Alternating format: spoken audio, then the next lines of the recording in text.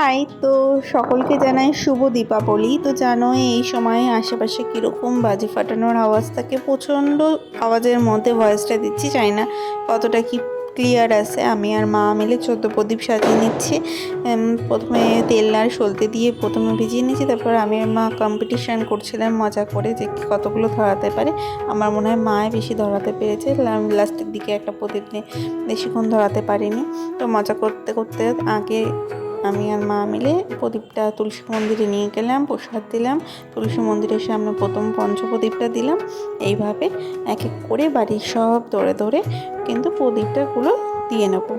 তোমরা কারা কারা এই সব মানে সন্ধেবেলায় করতে, বা তোমাদের কাদের কাদের বাড়ি 14 শাক বা 14 প্রদীপ দেওয়ার নিয়ম আছে জানিও। এইটা কিন্তু অ্যাস্থেটিক, সবার বাড়িতে কিন্তু এই তুলসী মন্দির কলের ওপর একটা করে প্রদীপ দিয়েই থাকি। আমরা এই দিনে 14 রকমের শাক খাই এবং চতুর্দশী পড়ার সঙ্গে সঙ্গে এই প্রদীপগুলো দরজায় দিয়ে থাকি। তো এবার আমাদের বাড়ির পাশে একটা বট গাছ আছে, সেটাই দেবো, দিয়ে এই 14 প্রদীপ দেওয়া কমপ্লিট করব।